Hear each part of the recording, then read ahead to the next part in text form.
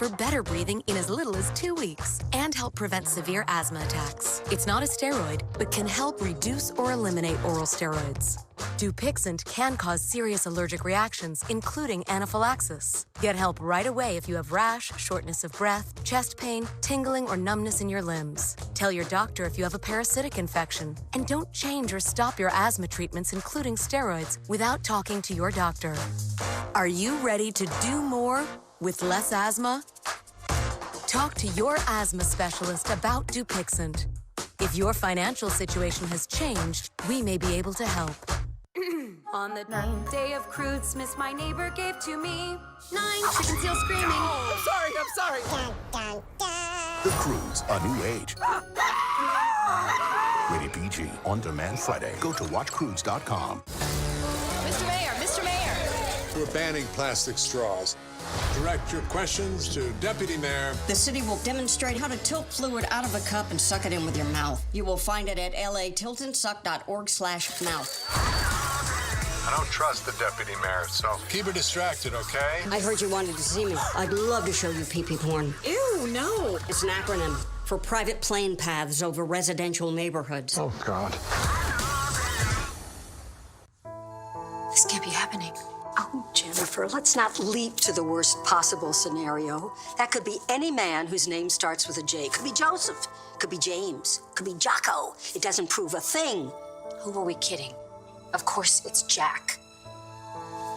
Well, I, for one, refuse to believe it because I know how sincerely Jack wants you back. That's just the thing, Julie. Jack is great at being sincere. He's already lied to me about Kate once. What's to say that he wouldn't do it again? It's like Gwen said. It's just really hard to regain trust once it's broken. Maybe I should just put this relationship to rest and move on. Because it sounds like he certainly has. Why would Chad think we're having an affair? I'm not even gonna get into it with you, but that's where his head is. And so out of respect for him, I would rather not spend time alone with you because if he does see that, that would just make him even more suspicious and it's really not worth risking that for me. So, I'm sorry. No, I'm sorry too. I also totally understand. So look, from now on, I will do my best to make sure you and I are not seen alone together because we don't want to make Chad any more suspicious than he already is.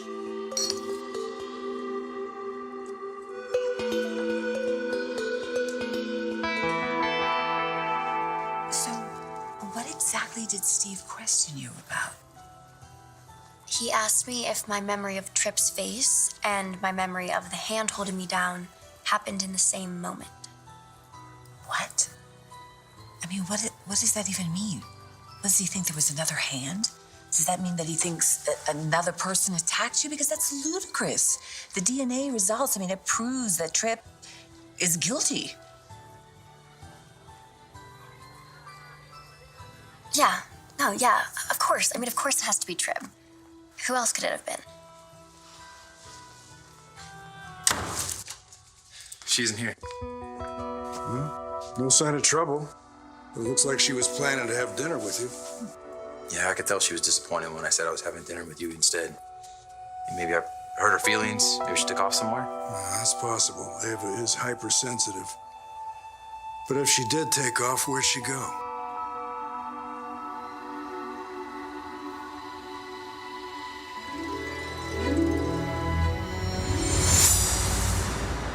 What the hell?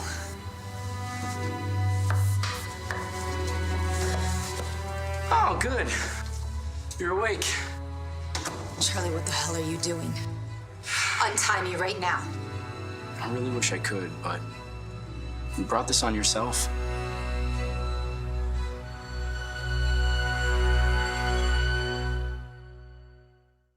Zoe's Extraordinary Playlist premieres January 5th on NBC. Tonight's show is different. We're only going to play quiet board games. No, we're not. Feels good to be back. Think of it as a blind date with a lower chance of getting lucky and a higher chance of being humiliated. That's why we're bringing it back. Get ready for the super drop. Go with your gut, go with your heart. Everybody comfortable? Not for long. Feels good to be back. My perfect Saturday? That's easy. An NFL Network doubleheader. Up first, the Bills take on the Broncos, then the Panthers battle the Packers. An extra day of football? Let's go! NFL Saturday, only on NFL Network. Pick up everything you need for the perfect holiday in one easy trip to Meijer. And this week, save over $50 with Santa Bucks. Believe, we've got everything else you need. Hurt on the job? We'll get the benefits you deserve by making those responsible do what's right. Call 216-777-7700.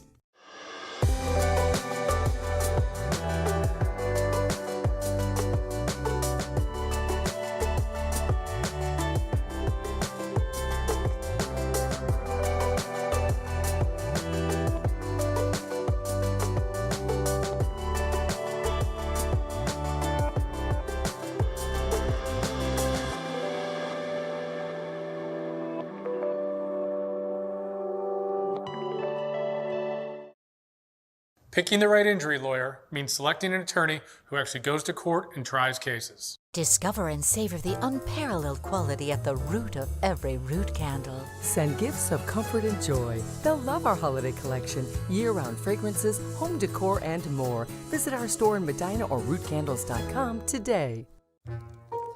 Santa Bucks are back at Meijer.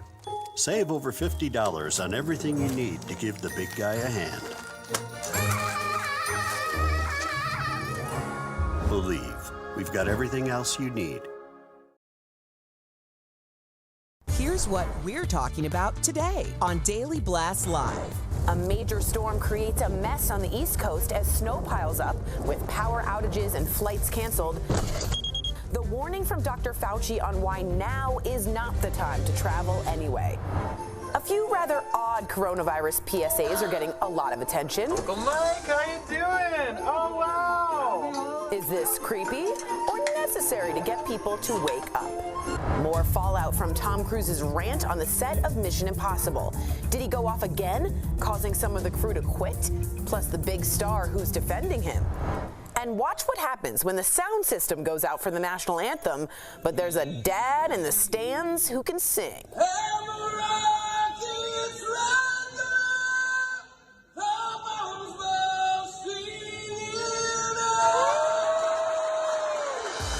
Real, honest, entertaining, live. DBL starts right now. 3, 2. Welcome to DBL. It is Thursday, December 17th. It's almost Christmas. I'm really excited. We interrupt this program to bring you a special report from Channel 3 News. During this pandemic, more of our fellow Ohioans are turning to food banks. My wife, Fran, is here. I'm going to switch over to Fran. She's going to tell you a little bit about the food banks and how far a dollar goes when you contribute. Fran? Well, our Ohio food banks today are serving about 2 million Ohioans with basic take-home groceries. The need has really increased since this pandemic began. But you can help prevent hunger in your community. You know, a small donation really goes a long way. For instance, these groceries here, this is what $25 buys for you if you go to your grocery store. If you come over here, this is what $25 buys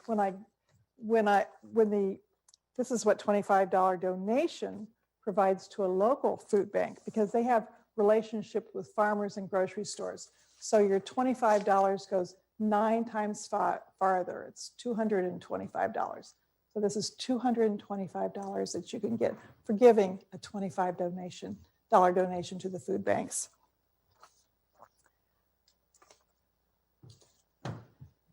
If you need help, or if you want to give help, go to ohiofoodbanks.org/coronavirus. There you can find the closest food bank if you need them, or you can donate specifically to that local food bank, which will directly help people in your very own community. This is one holiday gift that's going to make a big impact on a lot of people. Bank tomorrow locally. Thanks, Fran. Sadly, we were notified today about the death of a corrections officer working for the Ohio Department of Rehabilitation and Corrections. David Keith worked at the Ohio State Penitentiary for nearly 16 years, has died. He tested positive for the coronavirus less than a week ago. Those at the prison tell me that Officer Keith was dedicated, very, very well liked, very, very well respected. Leaves behind 5 children and a number of grandchildren. We extend to his family our deepest sympathy.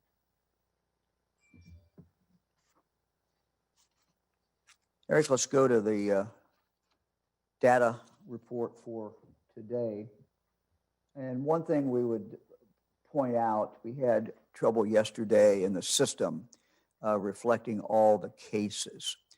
And so it's impossible to determine how many cases were yesterday, how many were today. We had a number that was lower than it should have been yesterday. But I think what is instructive is that the 2-day average, which we know is right for those 2 days, we just don't know how many cases in each day, but the 2-day average is 8,411. So 8,411 would be the 2-day average. Eric, let's go to our alert map slide. As we look at today's advisory system, we have one county continuing at purple, and that is Richland County. Miami County is new to the watch list. Wyandotte County is red for the first time ever. What we're seeing with the advisory system today is similar to what we've been seeing over the past month or so. We're seeing counties move to the watch list, then purple, when we're seeing worsening trends in cases and healthcare indicators. And then many times they return to red when these all plateau at a very critically high level. So as we pointed out, to remain at the purple, it has to keep going up. And even if it just plateaus out at a very dangerous level, it will, the way the system is set up, go back to red. So as we look at this map, virtually everything is red. And so while this color code system was very helpful as we move forward a month ago, after we started it, and really told us how the state was moving and what was going on in your county. When everything is virtually red, the importance of it takes on less meaning. So what I, again, would advise everyone to do is look at what's going on in your hospitals. Look at what's going on in your hospitals. That's going to tell you if there's a problem connected with the hospital because of too many people, too many COVID patients coming in. The other thing to look at is what we're going to look at right now. And Eric, if we could go to the next slide. This is our all 88 counties, again, 1 to 88. And the thing that we would again emphasize is if you want to see what the risk is in your community, go to this. Every county, very, very sadly, is at least 3 times over the number of cases that the CDC requires for the county to be considered high incidence. So it's high incidence multiplied by 3. That's the lowest county. And then we have many that are much, much, much higher than that. Let's go to the first 20. This is the first 20, as you'll see at Wyandotte, Brown, Jefferson, and what you're seeing is they're really spread out geographically all over the state now. It's not just in one particular area. And again, if you look at the top 20, you go from 13 times the rate of high incidence in that county down to 9.5 times. So counties no matter where we go, we're seeing counties that are just, very, very, very high. What's the results? Results are, of course, people get sick. We look at what's going on really in our hospitals to see the results of that many new cases. So we're going to talk right now with Dr. Vanderhoff more about what our hospitals are seeing. Specifically, Doctor, if you could address what we're seeing in our ICU. Yes, thank you, Governor. Well, as many people know, our ICUs are the place in our hospitals where we care for our sickest patients. So our ICUs are a place that offer us some of the clearest illustrations of just how busy our hospitals are and why that matters. Now, most of the time, patients don't start off in the ICU. They're moved there after a very serious surgery, like maybe brain surgery or heart surgery, or when their condition deteriorates despite aggressive therapy in a regular hospital bed. So it's really important that we always have some ICU beds ready for those who need them. It's just not good when our ICUs are more than about 80% full.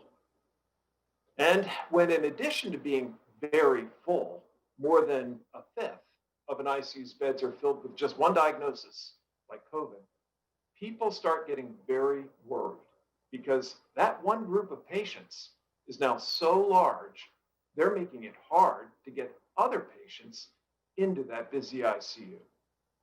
As we look at today's numbers, we can see that in every region of our state, there is so much COVID, and the ICUs are so full that we have just this problem. Not only are our ICUs very busy, they're very busy with critical volumes of COVID-19. That's a signal to all of us that we can't let this thing get any worse. We can't let our guard down for 1 minute. We have to continue to make a real priority of wearing our masks.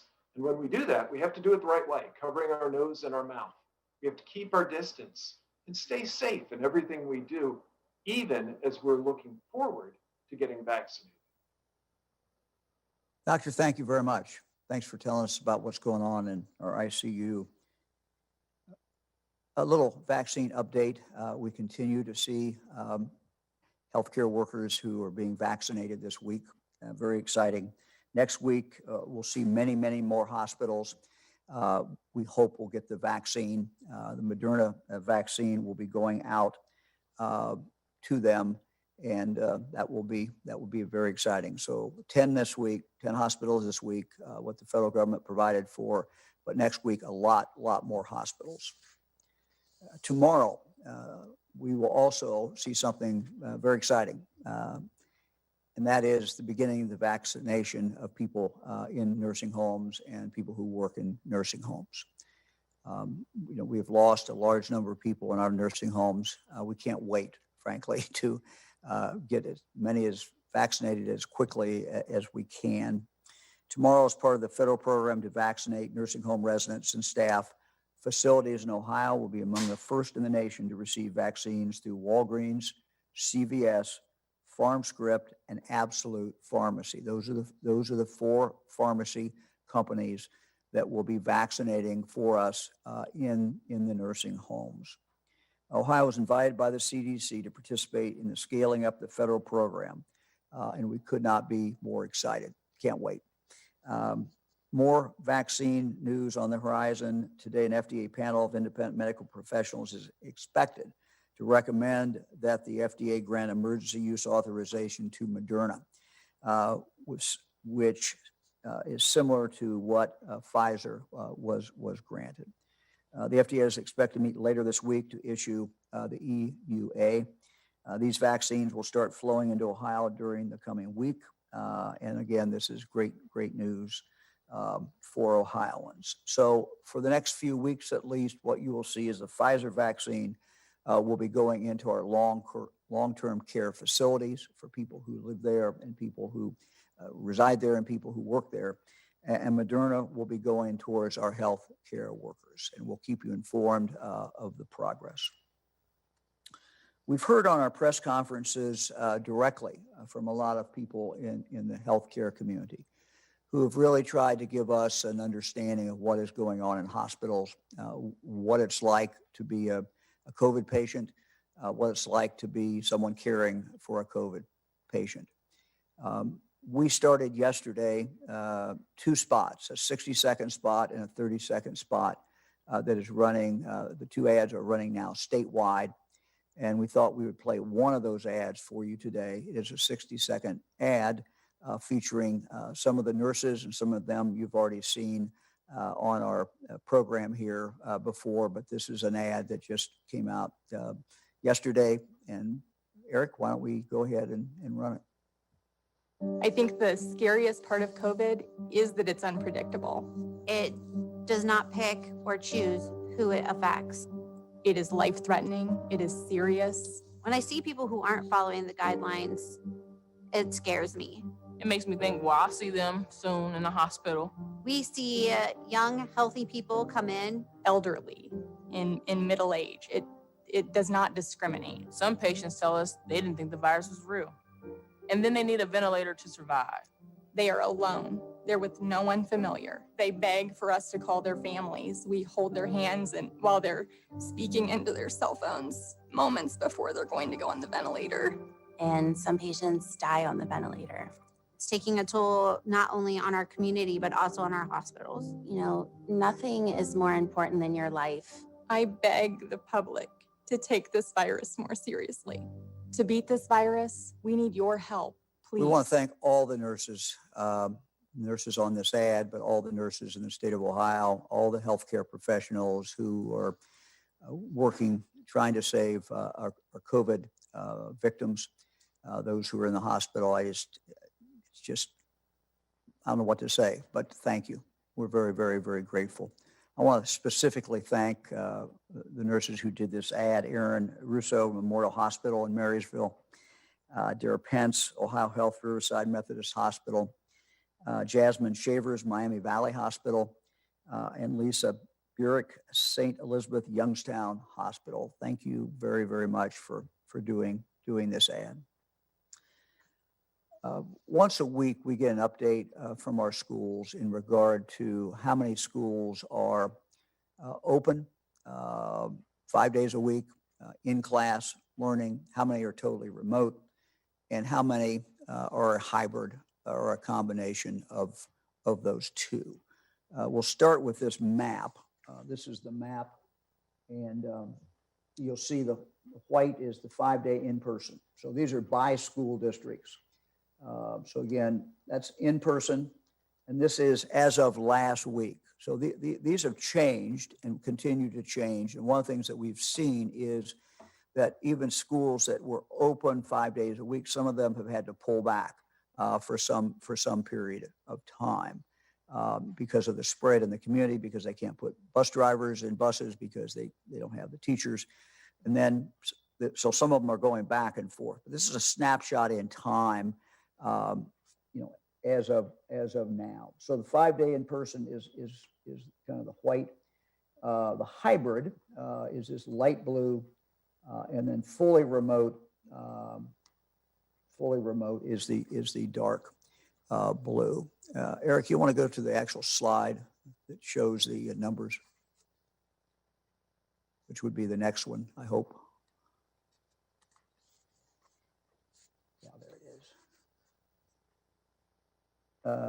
No, Eric, that's not it. Okay, we don't have that slide. Well, I apologize for everyone.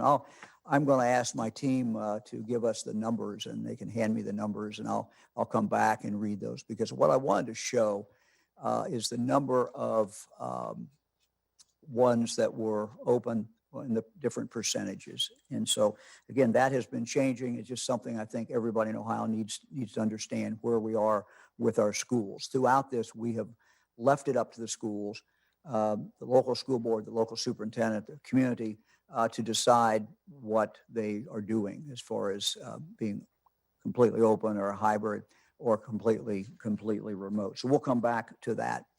I want to talk for a moment about a topic that's very, very important. And that is the disparity that we see in Ohio and in other states as well in infant mortality. And it's a racial disparity, and it's extremely troubling. Today, the Department of Health is releasing the 2019 infant mortality report. It shows that the number of Ohio infants who died before their first birthdays dropped to 929 last year, a third straight year of decline. However, racial disparities continue to widen, with Black infants being 2.8 times more likely to die than white infants. Let me repeat that. 2.8, almost 3 times as likely to die as white infants. It's just simply unacceptable. And we can correct it. We can change it. Since my first full day in office, when we created the Home Visiting Advisory Committee, we have been working to reduce infant mortality and the racial disparities that exist. With the help of the legislature, who are fully on board for this, we have invested new resources into proven programs, such as evidence-based home visiting programs, group prenatal programs, community navigators, and other programs designed to address infant mortality and racial disparity. Unfortunately, though, the report that I'm just giving you only goes through 2019.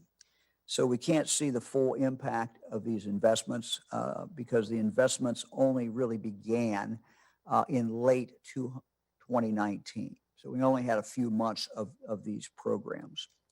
And we do believe that these programs will make a difference. But frankly, we know that we need to do even more beyond these programs that I just talked to you about. We got to do more. So today, I am establishing the Eliminating Racial Disparities in Infant Mortality Task Force.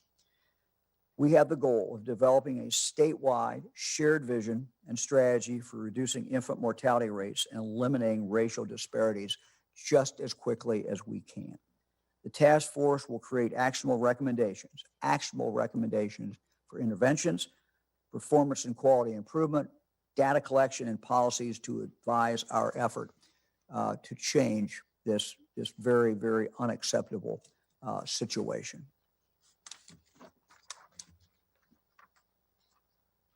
I want to announce today some state opioid response grants. One of the more troubling things, and there's a lot of troubling things about the pandemic, but one of the more troubling things is the fact that our death rate from drug overdoses for a significant portion of this period of time were going up. We know that this remains a big problem during the pandemic, and it was a problem obviously before then. The uncertainties of this pandemic have intensified the struggles with the substance use disorder that many Ohioans face.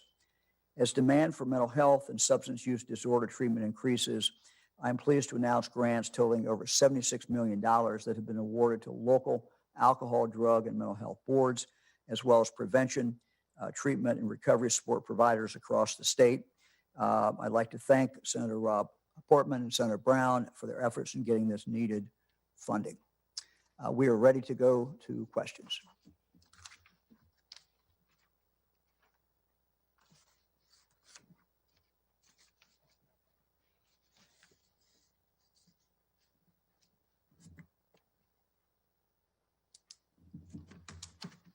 We don't have any questions today, Eric. First question is from Dan DeRose at WOIO in Cleveland. Good afternoon, Governor. I want to go back to the public health advisory map and wonder if you could explain in a little bit more detail. Are you encouraged that there's much absent? The purple is pretty absent on the map today, but then discouraged at the amount of red. What does that say to you? Well, again, I want to try to pull people a little bit away from this map and more focus on what's going on in your county. And when everything is, this map system was very good. And I think it gave us early warnings. And it really told a story as we moved through here. But now with virtually everything red, And we're seeing the only movements mostly we're seeing is between purple and red. And that's because the way the system was set up to be red, which is simply you have to continue to see a spike going up. No matter how high your plateau, the spike has to continue to go up for you to continue to be purple. That's just the way it was designed. It's designed more as a warning and a trend line. So I would ask people to look at the chart 1 through 88 and look at where your county is. So no, there's nothing to be happy about as we look at these numbers. Now, the only good thing we can say, I think, is that the Thanksgiving bump that we feared has not been what we expected. We think that there probably was a bump, but we also think that the health orders, the fact that we are now enforcing the mask and that the mask compliance is way up across the state. And we think that coupled with the whole issue in regard to the curfew, putting a curfew on, we think those two things together have slowed this down. So if you look at the number of cases, what you're seeing is cases that go, like that now. Now, we don't know if it's a real plateau or not. So that's good. It's not good enough. And what we really need to see is a drop in the number of cases. We've got to start seeing those cases go down. Next question is from Jack Windsor at WMFD in Mansfield. Hey, Jack. Hi, Governor. So I'm going to ask a two-part question today on behalf of several Ohioans. First, on Monday, you said there will be a vaccine dashboard. And as you're probably aware, a report out of Alaska caused some backlash. A healthcare worker there went into anaphylactic shock after her jab. We've also received some anecdotal reports similar to that in Ohio. So in order to alleviate the fear, if the vaccine stands up to the claim that it's extremely safe, will we track and will the dashboard contain adverse data like reactions, injuries, or God forbid deaths? And then second, if these vaccines end up being riskier than anticipated, and since they've been rushed to market faster than any other, do you think it makes sense to petition Congress to overturn protections previously voted on that immunize drug companies from full liability when their drugs cause injury or death? Thank you. Well, Jack, I'm going to let Bruce answer the question. I mean, look, we're going to be very transparent. If there is somebody has a reaction, that certainly is going to get reported.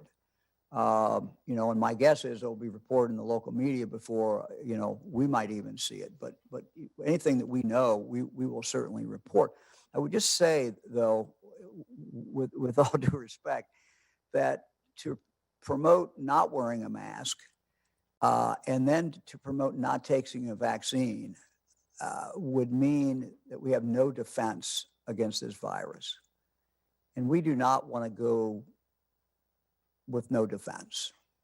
This is how I'm sorry, where in my question did I promote not wearing a mask or taking a vaccine? Well, I thought I'm going back months ago, Jack. I didn't think you were a believer in masks. I'm sorry. Maybe you are now. No, I'm pro health choice. I'm pro health choice, meaning each person should have the choice. If somebody needs to wear a mask or wants to, they absolutely should. Okay. Thank you for letting me clarify. Sure. Okay. Sure.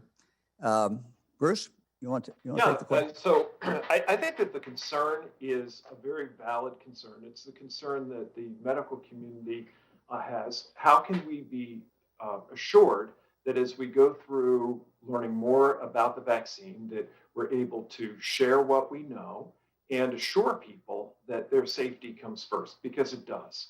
And there are robust structures in place to ensure that whenever there's any kind of adverse reaction, not only to this vaccine, but to any vaccine, that is reported. And it's not just at the level of the state, it's reported federally through a special vaccine reporting program.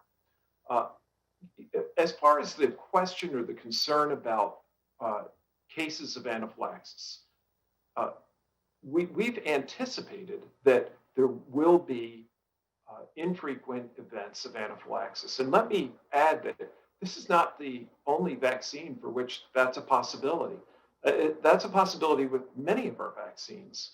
The good news is that anaphylaxis is something that the medical community is prepared to treat, knows how to treat, and is in fact a transient event in the vast majority of cases. So I understand the concern, but the safety profile of this vaccine is very, very good. We are not surprised by reports of anaphylaxis because they were shared with us even before the vaccine gained approval. Thank you. So if it is safe, putting that. Next question is from Jim Otti at WHIO. Let me follow up with Bruce just a minute. So Bruce, what is the advice? And I may have missed it, but what's the advice then for people that are considering getting the vaccine? Who should put a hand up and say maybe I shouldn't get it? Yeah, that's right. So every person who gets in line for this vaccine is given information about things they should consider before getting the vaccine. At this stage, if you are a person who has a history of an anaphylactic reaction or a very, very severe reaction to another vaccine in your life, then we're recommending those individuals forego for now receiving the vaccine. However, the vaccine has been demonstrated to be safe in populations that are old, populations that are young, populations that have a variety of medical conditions. It's actually got a remarkable safety profile during the phase 2 and phase 3 trials. Again, anaphylaxis is not something that any of us want to experience after receiving a vaccine, but it's also something that your medical professionals who are administering the vaccine are trained to handle. Let me, before we go to the next question, Dan, let me give the numbers in regard to our schools. And this is by populations, not by school district. This is by population. Of the children in public school in the state of Ohio today, this is a snapshot. It changes every day because of the problems with the virus. But 27.9%, almost 28% of the students are in class today in person. Fully remote is 45.2%. Hybrid is 26.1%. And then there is a district, I believe, that is closed. Dayton is closed, but that would be 0.8, almost 1%. So those are the numbers. Again, 5-day in person is almost 28%. Fully remote about 45%. Hybrid about 26%. So that's where we are today. We'll go to the next question. Next question is from Jim Otti at WHIO in Dayton. Hey, Jim. Governor, could you discuss for a moment what's going to be happening tomorrow? Where, when, and how with the nursing home distributions? Where did you decide to start this? When will that begin? How did you choose where to start with this? This is going to take some time because there are a lot of nursing homes, a lot of workers, a lot of residents across the state. You're absolutely right, Jim. And, this was not supposed to take place. I mean, the initial order we had from the federal government was that the day that the green flag went down was going to be the 21st. But they have given us permission to start. I think several other states to start. And so we will start on Friday. We have the 4 companies that I talked about. All 4 of them will be in the field on Friday doing nursing homes. And there may have been some discussions back and forth between my staff and them about where to start. But basically, as we go through this, it's a scheduling question. And that we leave it up basically to these 4 pharmacy companies to do the scheduling. So, they're starting with nursing homes, and all the nursing homes really have the same priority. So we're not picking one nursing home or another. It's a question of how they schedule them. and there's a lot of logistics involved in regard to that. But our goal is to get it out just as quickly as we can to everyone who lives in a nursing home, everyone who works in a nursing home. They will be involved, and we can put out a list. We'll put out a list today about where they will be. But again, it's the 4 different companies, and they're going, each one going obviously different ways. They have the nursing homes signed up with one of the 4 companies. We have a few nursing homes that didn't sign up with anyone. We'll have to take care of them as well, but they won't be taken care of through the pharmacy companies. We will do tomorrow. I know anecdotally, I can tell you that our 2 veterans homes will be included tomorrow. I plan on being in Sandusky for one of the veterans homes tomorrow.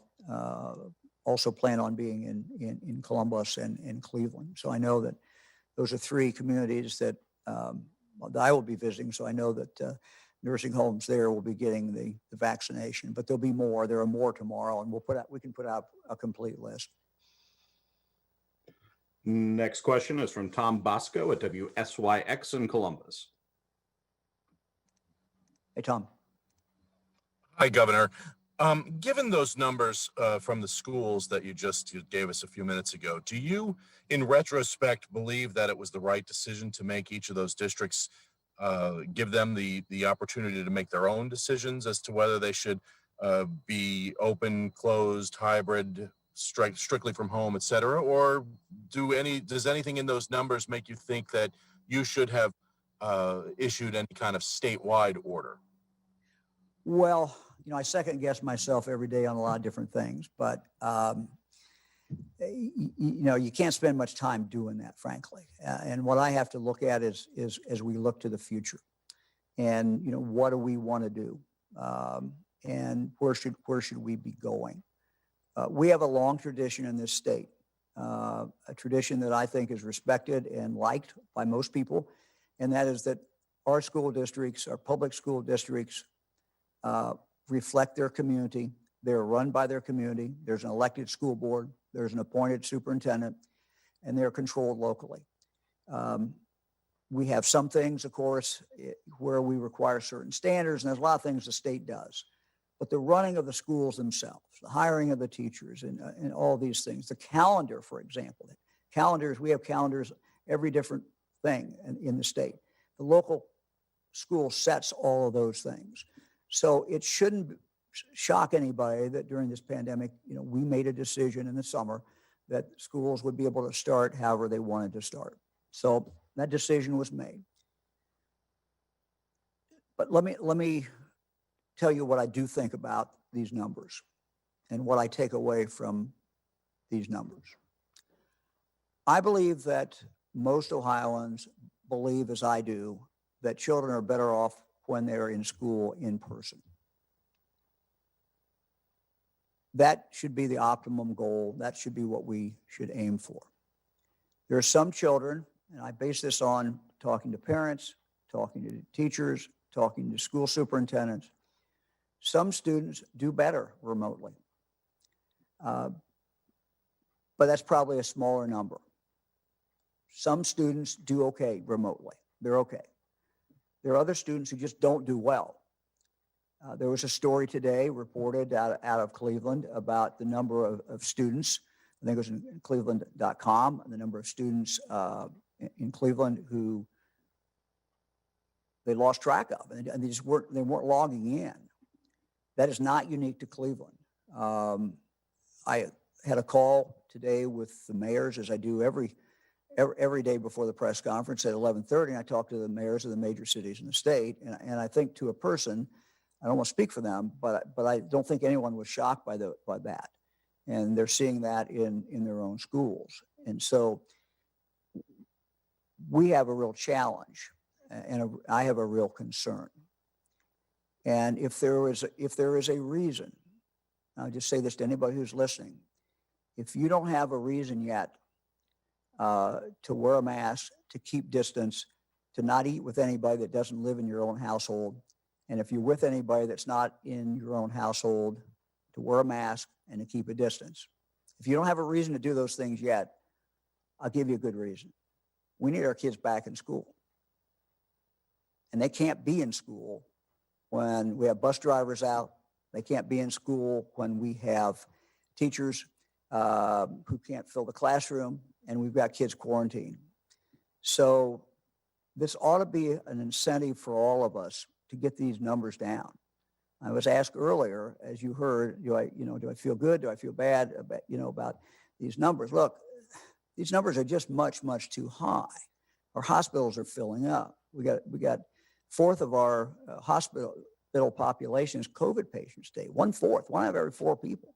1 out of every 3 in ICU is a COVID person. So all of this spread that we see in our community impacts our ability of the schools to stay open. Schools are doing a good job, but they can't do this alone. They're wearing masks. We don't think there's much spread in the school, but they just can't, the school swims in the ocean of the community. And when the community has high rate, it's tough for the schools to stay open. So I think our goal should be, I'm going to talk more about this next week. I think our goal should be to get kids back in school. But we cannot do this. We cannot do this with the rates as high as they are today. Even schools that make a decision, we're going to stay open. Many of them are having to close, as you saw. And these numbers are just, should shock everyone. You had many schools that want to be open, but they have not been able to be open in the last week or last 2 weeks, simply because of the spread of the virus in their community. So that's what I take away from this as we look towards the future. Next question is from Jackie Borchert at the Cincinnati Enquirer. Hey, Jackie. Hey, how are you? Governor, you talked a little bit about the map and how it's not as useful now as it used to be. There are a few other metrics that you've promised over the past several months that we haven't yet seen. I'm wondering what happened to the healthcare setting cases by facility. Those were promised back in April. The 3 additional MAP indicators, I think it was originally 7, but supposed to grow to 10. And also county positivity rates. Where are we at on getting that information? Okay, I'm going to have to get back with you on all those. I'm going to have to go to our data team and see what they tell me, and we'll report back on the next news conference. Thank you. Next question is from John London at WLWT in Cincinnati. Hey, John. Hi, Governor. In talking with nursing home directors around Cincinnati today, they tell me they have some staff and residents that are kind of unsure and want to see others get the shot first, which is why Walgreens has scheduled 3 clinics. For those who don't consent in time, do you or does the state have any sort of follow-up plan in the works for any additional clinics if the need arises, or is it kind of a now or never situation? Well, I wouldn't say it's a now or never situation, but here's what we're faced with. We have, I think, a moral obligation to get this vaccine out just as quickly as we can. It's the right public policy. It's the right thing to do. So we're getting the vaccine in. We want to get it into arms just as quickly as we can. So what we are telling nursing homes is, when Walgreens calls you or CVS calls you, one of the other 2 calls you, and they give you a date, the wise thing to do is to say yes on that date. And then frankly, every person makes a decision. They've got to consent. And if they don't consent, that's okay. We respect their right not to take the vaccine. We would recommend everyone takes it. But we want to, when the team arrives from that pharmacy company at that nursing home, they will want to vaccinate as many people as they can. Now, some nursing homes might be so large that it takes 2 days to do it. But once they get there, they will want to vaccinate as many people as they can. Now, I think what your question really boils down to is if someone today, when they come, says, I don't really want to get the vaccine, can they get that later? Sure, the answer is sure, they can get it later. What we don't know is when. And that's going to have to be something that the pharmacy companies are going to have to figure out, because what we don't want them to do is, we want them to be efficient in getting the vaccine out, and that vaccine not sit around. We don't want the vaccine to sit around. We've got lives to protect, and it needs to get out just as quickly as we can. But certainly someone who declines today would have another opportunity. I don't know when that opportunity would be. And again, that's going to be based on what that pharmacy company can schedule. So again, it's all a scheduling issue. Bruce, you want to say something? Yeah, Governor, these vaccines, people need to remember, these vaccines were designed with safety in mind. They were designed to be safe and effective vaccines. In fact, these were under development as potential replacements for our current flu vaccines before we ever knew about COVID, and were redirected towards this illness. From a scientific point of view, the design of these vaccines gives me and most of my medical colleagues actually a great deal of comfort. And I think you see that in the doctors and nurses who are lining up to get these shots. We just on this broadcast have seen critical care physicians and critical care nurses, emergency room providers do this. These are very knowledgeable, smart people. And I assure you, they wouldn't be lining up to get these shots if they really didn't feel confident that these were going to be safe and effective. So my message to those who can potentially get these in nursing homes is, look, COVID poses a very high risk to residents in nursing homes. In fact, residents of nursing homes have among the highest risk of dying from COVID-19.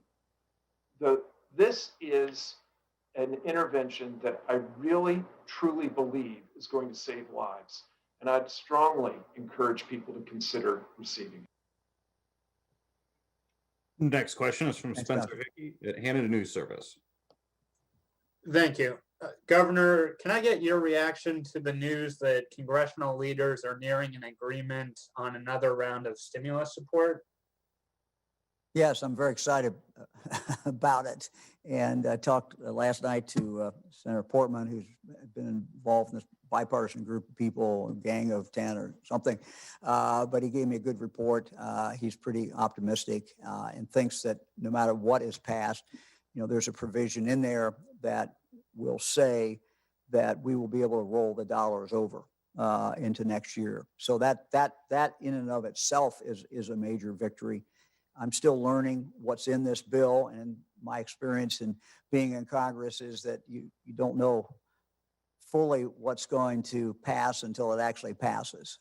And so there's a process, and they're going through the process. But yes, I'm very happy about the fact that they've been able to, it looks like, put a bill together. Next question is from Justin Dennis at mahoningmatters.com. Good afternoon, Governor. Thanks for speaking with us today. Could you be a little more specific about the difficulties the state health department is facing in getting the data up every day on the dashboard, keeping it kind of flowing from day to day? And also, could we talk a bit more about when the vaccine dashboard would be available? Yeah, the dashboard is almost ready to go. I mean, I think it probably will be up tomorrow or Friday or Saturday. And you'll be able to see it and see the breakout. And again, I think as you look at that, understand that it's about a day behind usually, and that we, of course, depend entirely on the different places where the vaccine is being used.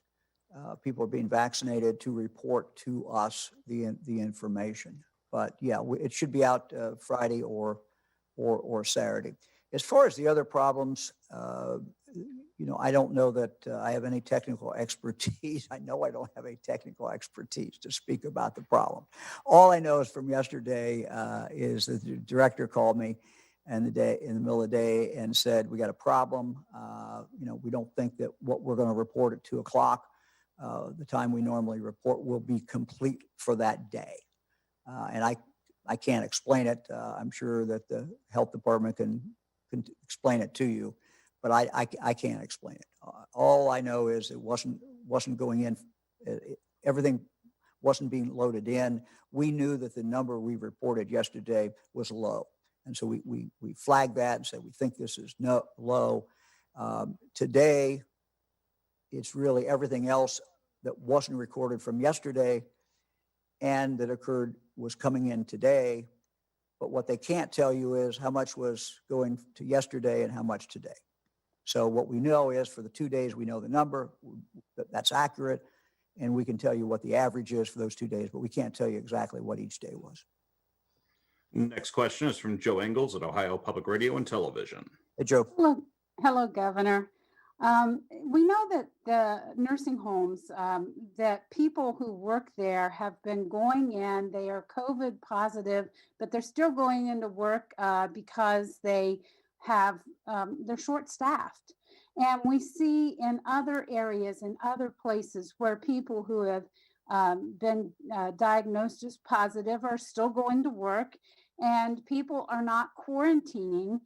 Some people are even going into work sick, and there's no real contact tracing to nail this down and figure out why people are doing this and where the problems are.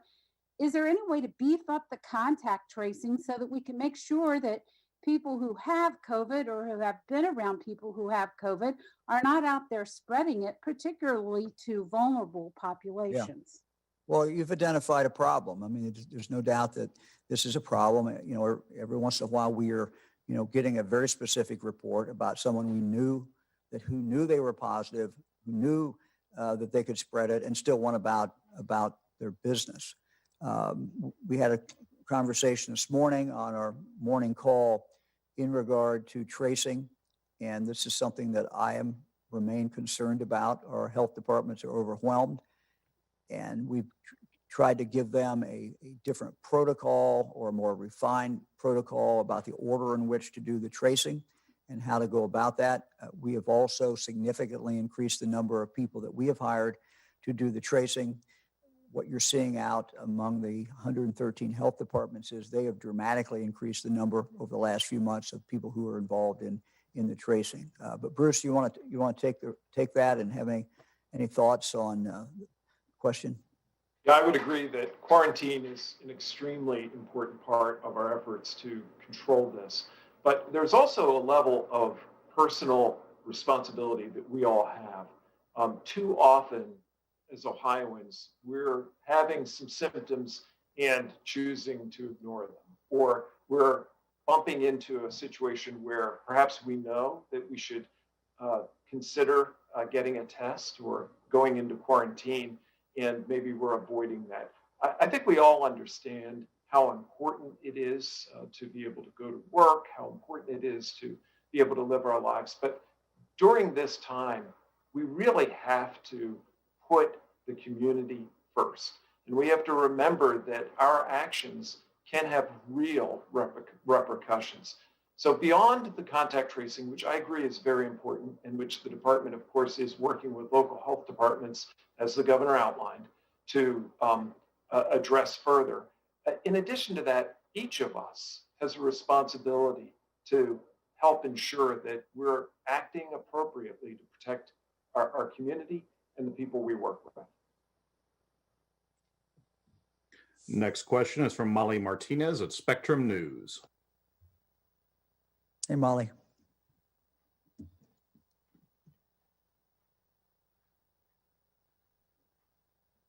Oh, hello. Can you hear me? Here, now I can hear you. Hi, Governor. Good to see you. Hey. So when I was covering the rollout on Monday, pharmacists were telling me that they were only allowed to extract 5 doses per vial. And today, the FDA came out and said that, in fact, there are more like 7 doses in each vial. And now we can, in fact, use every single dose in the vial. And 2 extra doses per vial may not seem like a lot, but in the grand, in the grand scheme of things, it really adds up. What do you think this will mean for our rollout, and how do you think it will affect the general population getting the vaccine? Well, we got guidance. We got that question. We went right to the CDC. Our team got guidance very, very quickly. And of course, the answer is what you have just said, which is if they can get more out of it, then they should take that. And, our instructions to them was, if you're vaccinating, just keep going. I mean, do not waste any of it. My understanding is the instructions do say, though, that if you've got a partial, that you cannot use that partial. So, if you can get one more or two more complete ones out of there, you should use it. And our instruction to everybody, I'm going to make it very, very clear, is keep going. We do not want to, this is like, you don't want to spill any of this. This is so valuable, and we don't want any of it lost. So it's important, just keep using it and get the whole, if you can get 6 out of it, if you can get 7 out of it, that's great. And, you can do the math. I mean, I don't know how many of these have this extra. I don't have that report back. But obviously every one that we get is valuable, and we're happy, and that increases the number of people that we can get out of this last shipment, number of people we can get vaccinated. So we're happy about it. Next question is from Marty Schladen at the Ohio Capitol Journal. Hi, Governor. Marty. Hey, Marty. I've seen some accounts in the national media that there are indications that hospitals have a higher threshold for admitting COVID patients now than they did earlier due to the strain that the hospitals are feeling. I wanted to ask you and Dr. Vanderhoff whether we're seeing this in Ohio and whether this is, there's been a formal change in guidelines, or this is just what hospitals are doing on a case-by-case basis. I think that one's for Dr. Vanderhoff. Doctor? Yes, thank you, Governor. I think this is one of those really terrific stories that points to our hospitals and our healthcare organizations' willingness and ability to clinically innovate to improve care. Even before COVID started, our health systems were looking very actively at ways that they could care for more and more patients outside of the hospital setting safely and effectively. And I think what they've done is taken both emerging technologies like the availability now of monoclonal antibodies for outpatient therapy, along with some of the work they were doing previously that has enabled home health care that is much more developed and robust, and is actually allowing for programs that have been called hospital at home for patients who really can be safely cared for outside the hospital and are therefore able to avoid an unnecessary hospitalization. So I don't think that it's true that our hospitals, and I'm certainly not hearing from our hospital leaders, that they're contemplating not bringing someone in who they would have previously brought in unless they now feel they've got a better way of treating them that keeps them out of the hospital. And I'll tell you this, whenever doctors can treat somebody outside the hospital, they prefer to do that. It's just better. It's better medical care. And Bruce, the other thing that was brought up at our last press conference, it has to do with people who are at home understanding that sometimes they can be treated at home and making that happen. That the ability, I'm not the doctor, you're the doctor, but what's been told to me, at least that you've told me, is that we now have a better ability to treat people at home than we did before. That's correct. So not only do we have now medical therapies that can be used in the home environment, but perhaps more importantly, we have abilities like telemedicine, and we have much more robust home health services where healthcare providers will come into the home to care for people and help them move along the path to recovery. Thank you. Governor, next question is the last question for today, and it belongs to Peter Krause at cleveland.com. Peter. Hello, Governor. Pinch hitting today. Can you hear me? You're doing well. Thank you. Okay. Yeah, question about vaccines and hospitals. Who at the state, and in fact, is the state making sure that hospitals are giving the vaccine only to frontline workers and not to say executives or others who are not directly working with patients? Look, there's a great deal of trust that goes into this. These are medical professionals. We're not sending people out to check on them in that regard. They have every incentive to do the right thing. They want to do the right thing, and that is to cover their most vulnerable people. And we trust. We've given them guidelines, but we trust that they can make that decision. They're going to know who is most at risk, and they will make those decisions. So we trust them to make those decisions. It doesn't mean it's perfect. Doesn't mean everybody will do it exactly the same. But by and large, this is the most practical way, frankly, to do it. We're going to conclude today with a virtual performance by the Columbus Symphony Chorus of Carol of the Bells. Members of the chorus record themselves at home, and they're combined together into one video. Eric?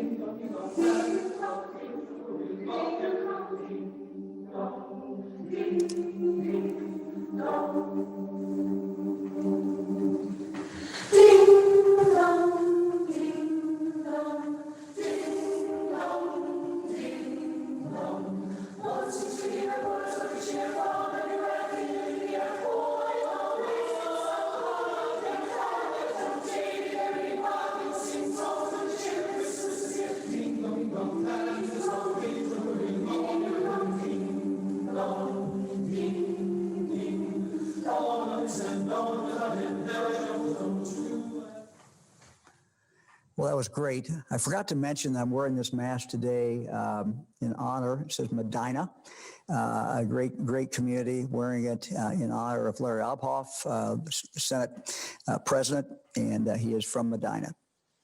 Everybody have a good weekend. Thank you.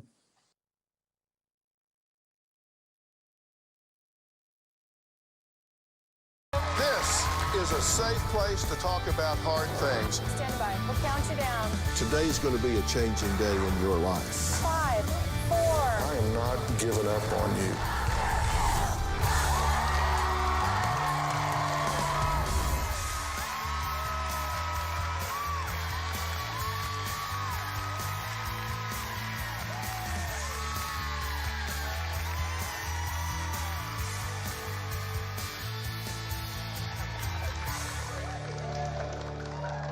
Well, 2020 will go down in history as one of the toughest, most challenging years any of us have ever seen in our lifetimes. It's been a bitch.